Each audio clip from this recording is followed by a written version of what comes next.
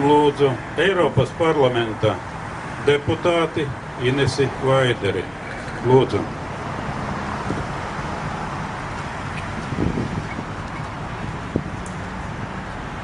Cienējamās dāmas, godātie kungi. Jā, šis latviešu tautai ir nozīmīgs datums. Un man ir gandarījums, ka mēs to visu atceramies. Neraugoties uz to, ka dažiem varbūt liktos ērtāk, ja mēs to visu aizmirstu.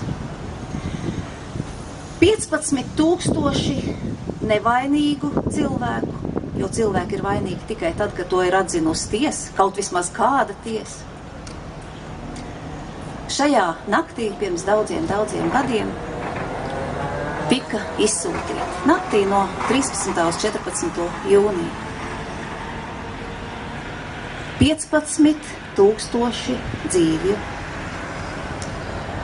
Labi, varbūt kāds varētu teikt, ka kaut ko šie cilvēki nogrēkojušies. Bet iedomājieties, no Latvijas vairāk kā 1600 bērnu.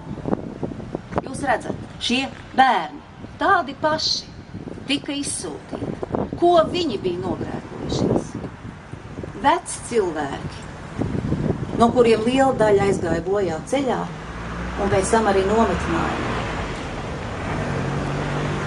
Šodien Latvijas avīzē es publicēju savus pārdomas, un es tās nosaucu Vēsture kā šodienas politikas pelēkais kardināls. Kad mēs skatāmies dažu šīs dienas politiķu uzvedību, pretrunīgās runas, tad mēs skaidri redzam, kā aiz tā stāv vēstures notikumi, nespēja atzīt taisnību, nespēja atvainoties par to, kas ir izdarīts. Un tāpēc tā ir, ka dažiem tas ir mulsums, daži varbūt vienkārši ar augstasinīgu aprēķinu domā, ka tā viņi paturēs savu vēlētāju balsis, ja viņi neatzīs to, ka bija okupācija, ka cilvēki tika iznīcināti nevainīgi. Un mums ir daudz uzdevumu vēl, lai mēs panāktu, ka šie nevainīgie upuri saņem vismaz morāli gandarījumu. Eiropas parlamentā tiek darīts daudz, lai skaidrotu vēsturi. Absolūti lielākajam vairumam Eiropas parlamenta deputātu, man gribētos teikt, iespējams 99% viss ir pilnīgi skaidrs, viņi ir atzinuši gan Latvijas okupāciju, gan arī uzskata, ka nav svarīgi, kurš totalitārais režīms ir vērsies pret nevainīgiem cilvēkiem. Vai tie ir nacisti, vai tie ir staļinisti.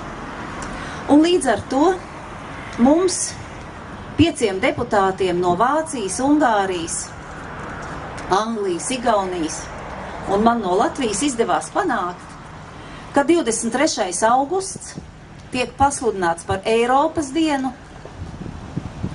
staļinisma un nacisma upuru piemiņai. Tātad arī tie upuri, kas tika izsūtīti šeit no šīs šķirotās stacijas, tiek pieminēti Eiropā katru gadu 23. augustā. Mēs savācām vairāk kā pusi Eiropas parlamenta deputātu parakstu. Tas nebija tā nobalsot ar roku. Lai šo dienu pasludinātu oficiāli par Eiropas dienu, bija jāsavāc paraksti. Pirmie paraksti nāca ļoti viegli, jo tie bija jauno dalību valstu paraksti. Bet tad, protams, nācās skaidrot, un tagad, grūti pateikt, kurš vēl nesaprastu, kas Latvijā, kas Baltijas valstīs, kas Centrāla un Austruma Eiropas valstīs šajos gados patiesībā ir noticis. Bet šis darbs ir jāturpina, to skaidri pierāda mūsu iekšpolitiskā situācija, jo nav bijusi atvainošanās.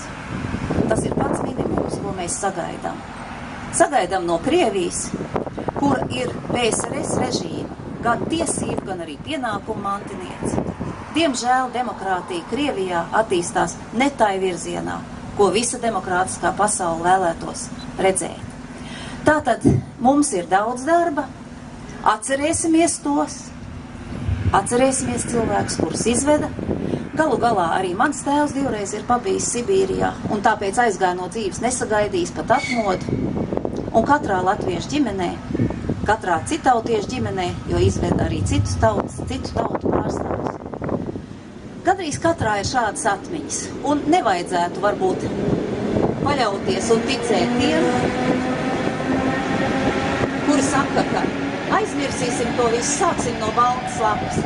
Latviešiem ir daudz ar ko lepoties. Galu galā mēs esam izturējuši šos laikus, daudz no mums ir atgriezušies, mēs esam izdarījuši to, ko Eiropā varbūt citas tautas nav spējušas. No smagās krīzes mēs sākam jau pamazām atjēgties.